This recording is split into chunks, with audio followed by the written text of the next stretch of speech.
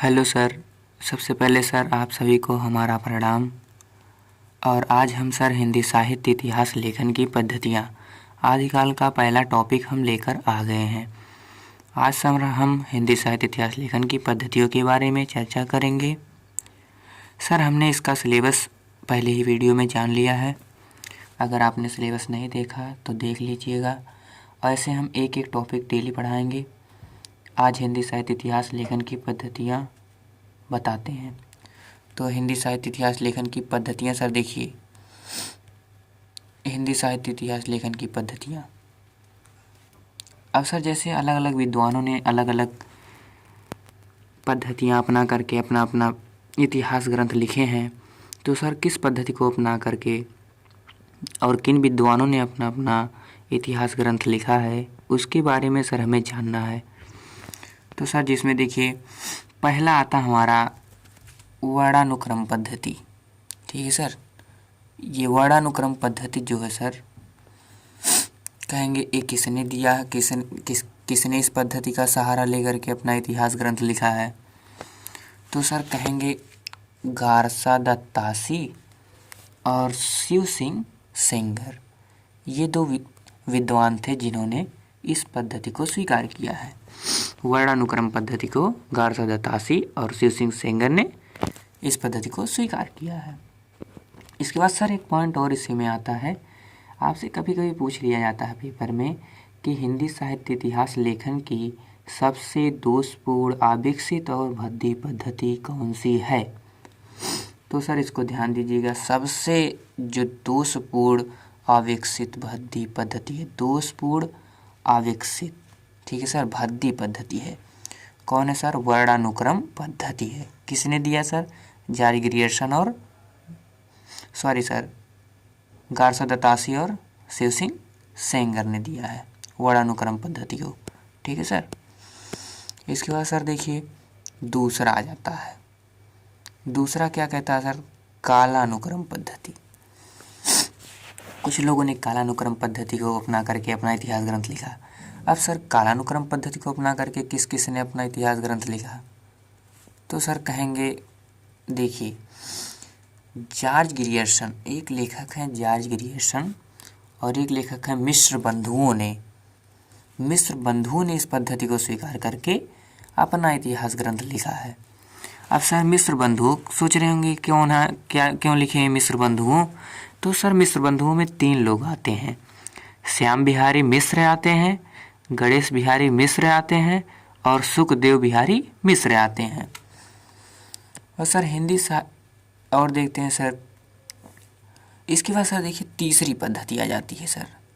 तीसरी पद्धति कहा जाए कौन है, तो विधिवादी पद्धति है। ये पद्धति सर बहुत इम्पॉर्टेंट है।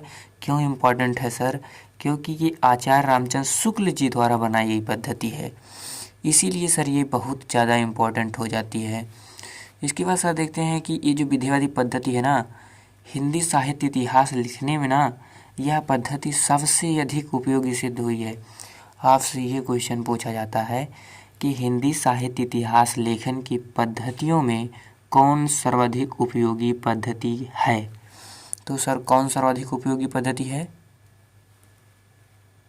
विधेयवादी पद्धति। ठीक है सर। इसके बाद सर देखिए और विधेयवादी पद्धति की अगर आपसे पूछा है जन्मदाता कौन है, विधेयवादी पद्धति के जन्मदाता कौन है।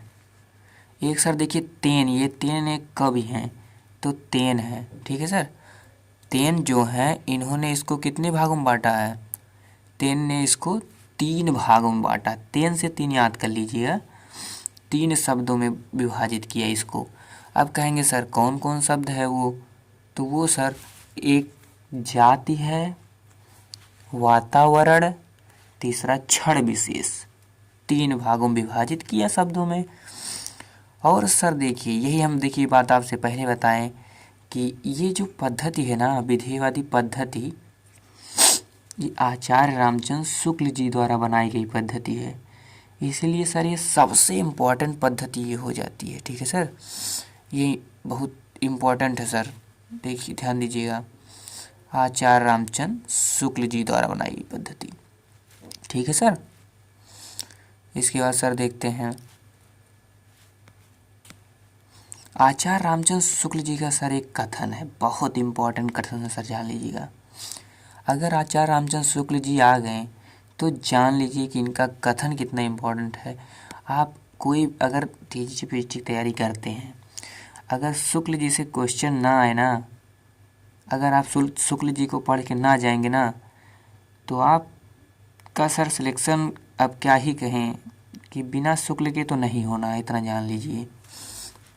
जबकि प्रत्येक देश का साहित्य वहाँ की जनता का चित्तवृत्ति का संचित प्रतिबिंब होता है। ठीक है सर, यही देखिए इनका कथन है, याद रखिएगा आचार्य रामचंद्र शुक्ल जी का कथन। जबकि प्रत्येक देश का साहित्य वहाँ की जनता की चित्तवृत्ति का संचित प्रतिबिंब होता है। ठीक है सर। इसके बाद सर एक पद्धति और आती है, वो वैज्ञानिक पद्धति है, वो इतना इम्पोर्टेंट नहीं है सर। ठीक है सर। ठीक है सर, तो आज हम पद्धतियों के बारे में चर्चा कर लिए हैं, जो इम्पोर्टेंट पद्धति हैं उन्हीं के बारे में हमने चर्चा कर लिया है। ठीक है सर।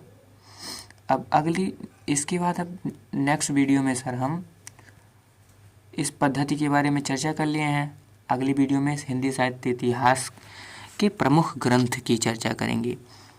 ठीक है सर, धन्यवाद सर।